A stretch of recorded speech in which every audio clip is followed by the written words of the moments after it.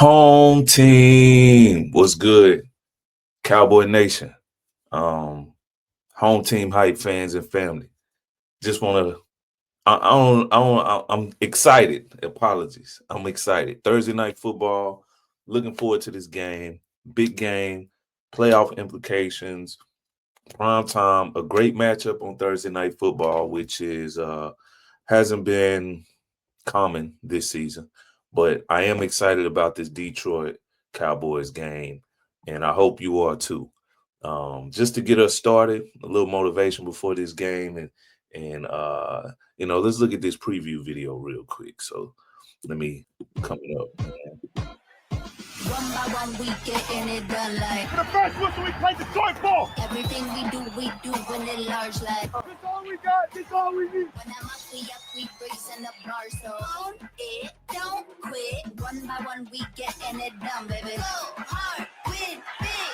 Won't settle for less than perfect. Everything I got, baby, I deserve it. This the one that make you change your life. This the one that make you say goodbye. Everything you know, throw it at the window. Simple, gotta be great, no limbo. Touchdown! Touchdown for the captain. Ford Field, stand up. Yo, let's go. I'm ready. I don't know about you, but I'm ready. Definitely ready for this game. Um, Cowboys versus Detroit. Can the Cowboys keep the momentum? Is the question. We won three straight. Raiders, Philly, Chiefs. Now the Lions. Uh, a big game. A lot of, like I said, playoff implication involved in this game. Can we keep our momentum and going forward? I think so. We're healthier than we've been all season. Trayvon is back practicing. I know a lot of people are up and down on Trayvon this season, but that's just another person on defense in the secondary that can contribute. It looks like we got Rich joining us in the building. Rich Grinch, what's good, man? What's cracking legend, man? Nothing much, same old. Getting excited for this Thursday night football game we got coming up. I was just mentioning that, Cowboys versus Detroit. Can the Cowboys keep the momentum going? But before I let you give your opinion on this, I do want to remind you. Last time we played Detroit, last season, they came into our house and proved a point because they felt like we robbed them on that Dan Skipper where the lineman declared himself eligible. He caught the touchdown. They said he was ineligible. So they came in last year and put belt to backside. They spanked us. They did more than spanked us. They put up 47 points in AT&T Stadium, 47-9. We almost got beat by 40 burger, man. So the Cowboys should be more than motivated to keep that momentum going forward, especially in this game. What's your opinions on that? Can they keep this momentum and go handle business in Detroit? I mean, the Cowboys have worked themselves into a situation to where they don't have no choice. Like they don't have a choice. Like nigga, you go take your shirt off and fight, or you gonna get your ass knocked out. It's one That's of the two. It's no those. There ain't no in between. There ain't no let's square up. Now, nigga, y'all gonna have to go out there and brawl. So I think that they more than capable of answering the bell.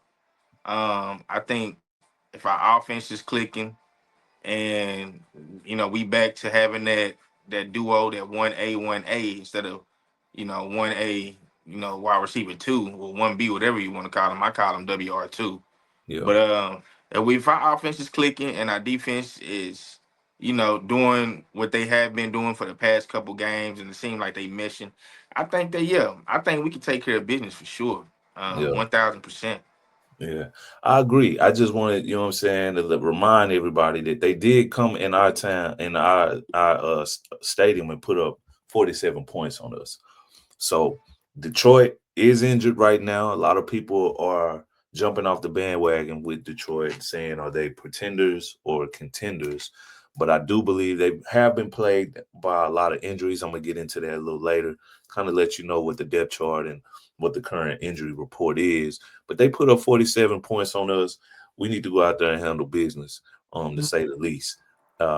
To get into kind of where we are at this point in the season, I do have a graphic I want to kind of bring up here and show everyone that currently right now, the Cowboys are second in scoring with 29.2. Detroit is also second with 29.2.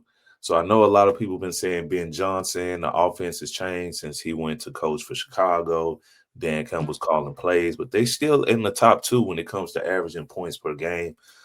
So they're not doing as bad as it may appear. Yards per game, we are first in the league in the division or in the NFL right now with 393 yards, and they are third with 376. So they still putting up yards per game in the top five, top three to be exact. Time of possession, we're 14th, they're 12th with 30 minutes and 51 seconds for time of possession. Total defensive sacks, we're at 28, 16th ranking, they're at 10th with 32. Total defense interceptions, they're ranked 12th, we're at 26. It's only 4 interception difference, but our defense has been coming on strong lately ever since the trade. I believe that is a big part of the numbers changing on our end, and I'm looking forward to it. The factors of this game, I believe the key factors is going to be our pass rush against that injured O line. Um, Jared Goff isn't a mobile quarterback, and we can get him off his spots, put pressure right up the middle in that pocket, be disciplined, and communicate well on the back end. On defense, I think that will dictate the game and be one of the huge key factors as far as the outcome. What you think about that, Rich? Nah, I completely agree, man. Like I say, let's just go out there and be cohesive on both sides of the ball. Everybody do their part. Everybody be a star in their role, which I believe that they can be. We should be good. I got more to say, man, but I gotta get going. I got some things I gotta do real quick. Okay. Yeah, Um, handle your business, yeah, man. I'll keep man. it moving, man. I definitely think we will come out with the dub. I expect it. I don't think that I don't personally don't think that we have a choice. I hope Yeah, that they feel the same way. yeah. So, What's your um, prediction? Give me your prediction right quick before you head out. What's this final score? uh, I don't know, man. I feel like I said it already. I Give me a think I point said it. spread. Right now, I think Vegas has Detroit a 3-point favorite, but they're the home team. Most home teams get a 3-point favorite. So they're really saying it's a 50-50 type of game right now. Man, I'm gonna give the edge to the Cowboys by three, By three and a 3. half. Give me Okay. 3.5 by the Cowboys. I feel like our offense is much more high powered. I understand they giving points for the home team, but Yeah, we gonna march. We gotta do what we gotta do, bro. We don't really have an opportunity. We don't really have much of a choice. So I true. think that you know, the playbook's about to be wide open. I mean, not that it's not already, but they finna Yeah, whatever's in their pocket is finna come out. You finna see it. So yeah. There you have it. There's Rich opinion on the game. My boy, thanks for logging in. oh yeah, Showing love to the team. As oh yeah. always, get over with me later In a minute, man. in a minute. So there you have it, Rich's opinion. I'm gonna give you my opinion here in a minute, at the end of the show. A few more things to get into, especially regarding this game. Um, it's like I'm putting faith in the boys, right? Of course, it's home team hype. That's what we're gonna do. But I'm also a realist. Um, this is it. This is a defining moment in the season right now. I feel like if they can win this game, people saying run the table, you still got to handle what's in front of you. It's one game at a time, one play at a time, one day at a time for this team. As long as they stay level, even kill, and understanding what's in front of them, this is a huge opportunity. I really feel like we get in Detroit at the perfect time.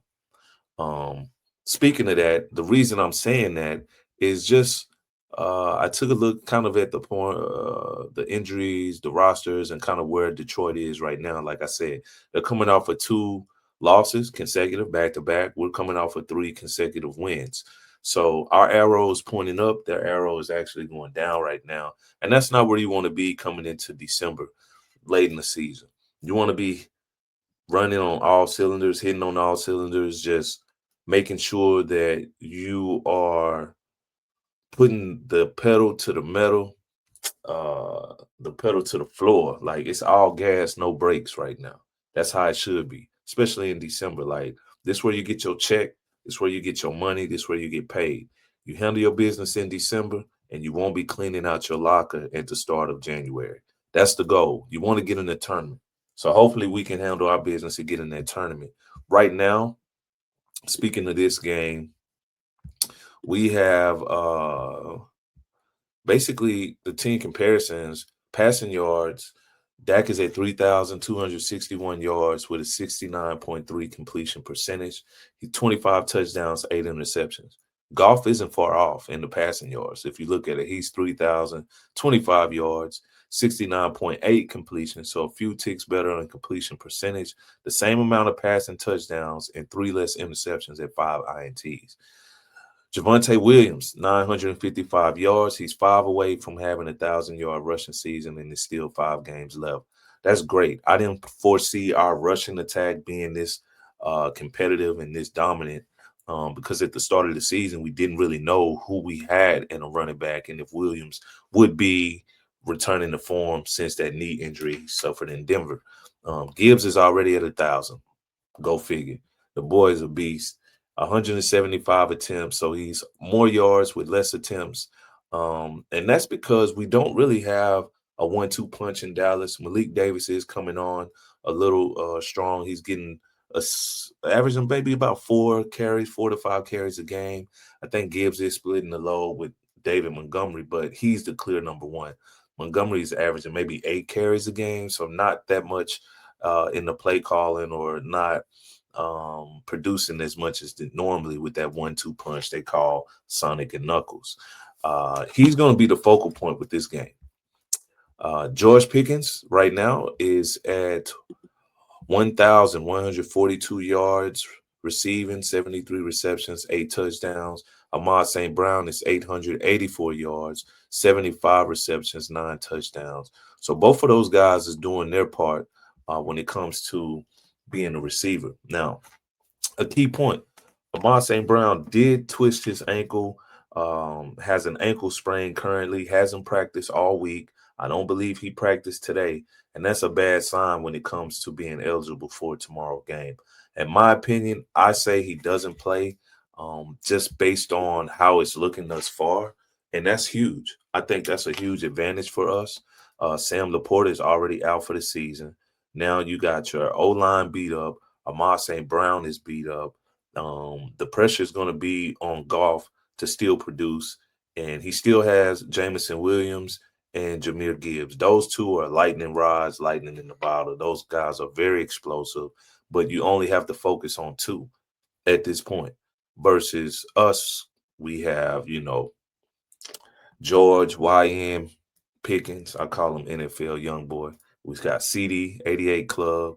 We still got Ferg. We still got a decent running game as well. So I believe Detroit has more in their hands, more to deal with than what we will have if Ahmad St. Brown misses this game. Speaking of that, injuries and things like that, let me bring this up. This was the injury report here. This is the injury report for the Detroit Lions as of December 2nd. Jared Goff, look at all these questionables. They have Ahmad St. Brown questionable. Like I said, he hasn't practiced all week. So Isaac Tesler basically will be the receiver starting for Detroit.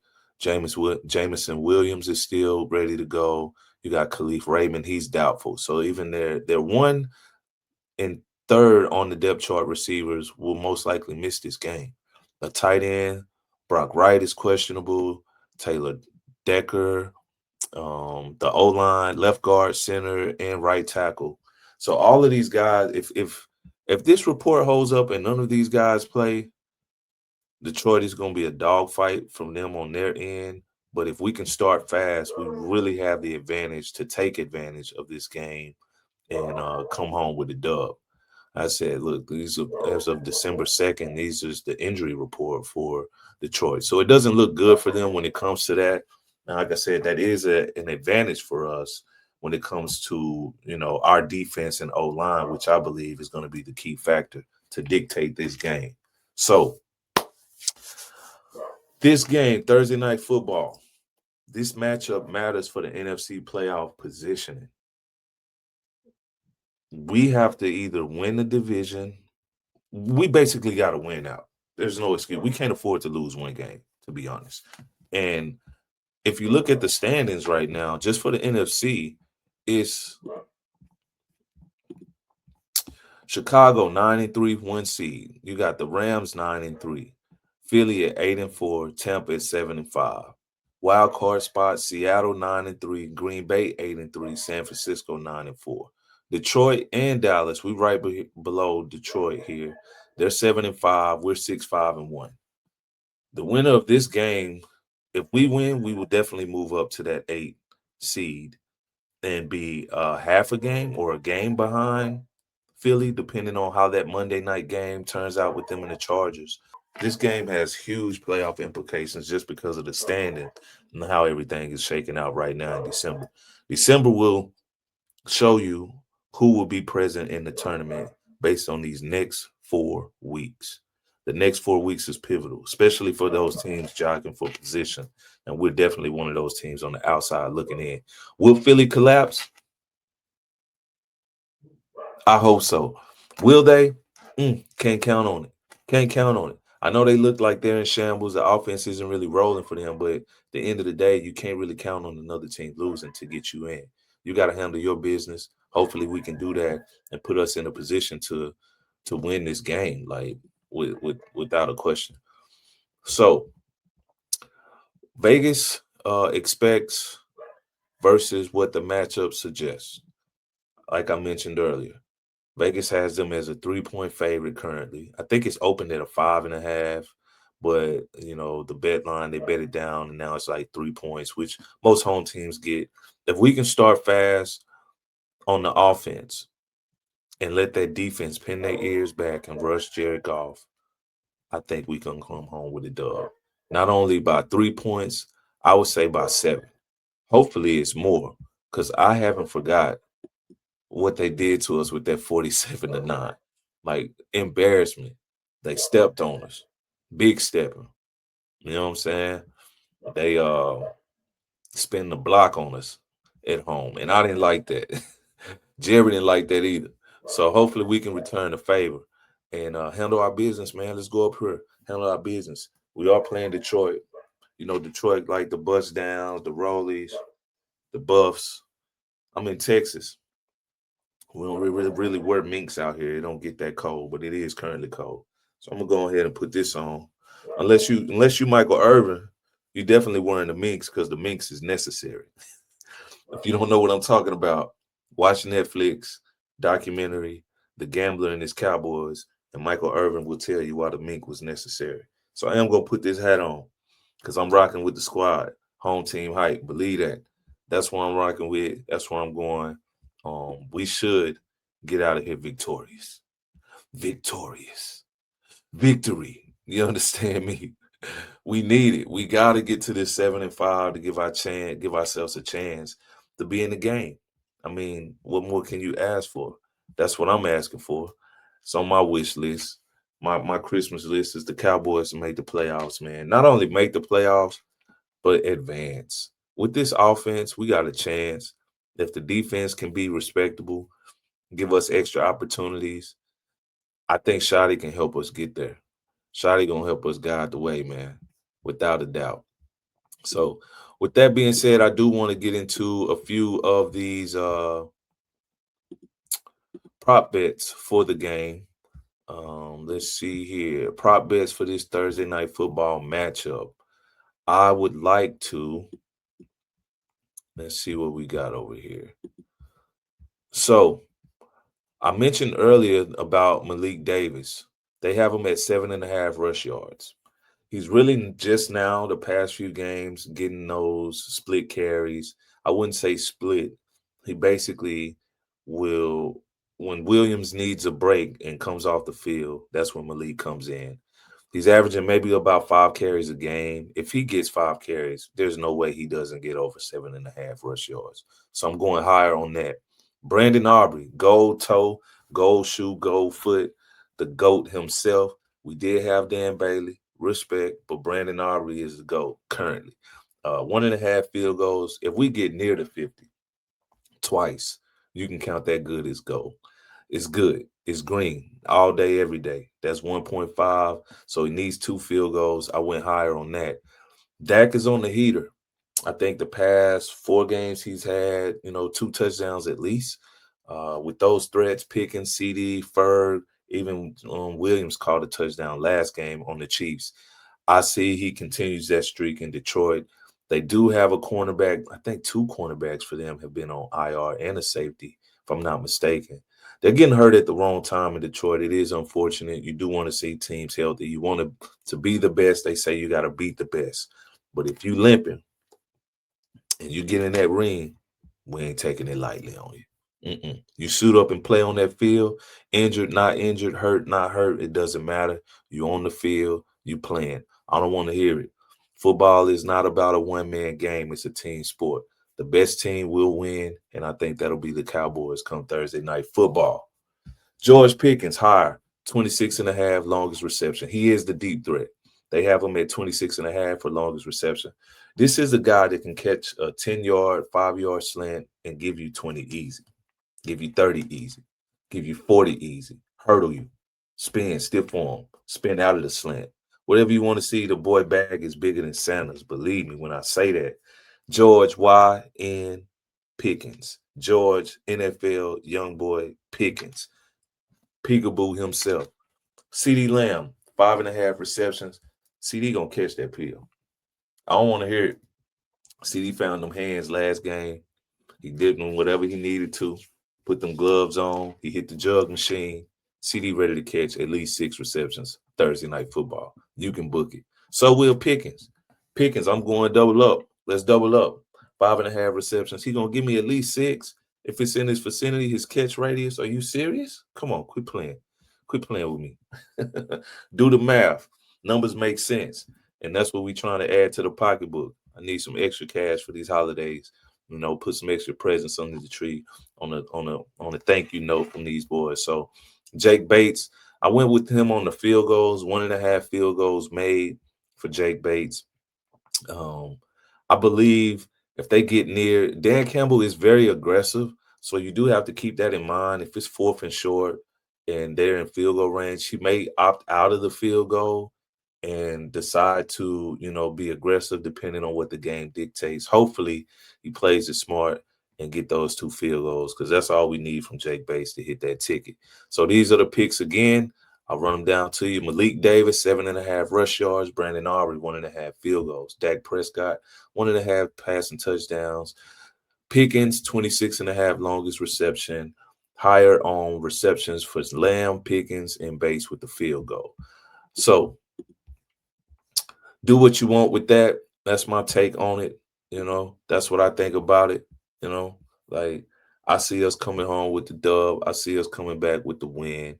Count it up. Thursday night football. Get ready. Let's go. I will be watching. I will be going, depending on, my situation and whatnot. I may be going live so you can interact with the fans and y'all can kind of tune in and watch as we watch it live. Thursday night football. Big game. All the marbles. Show up, show out. Let's go. Home team. We out.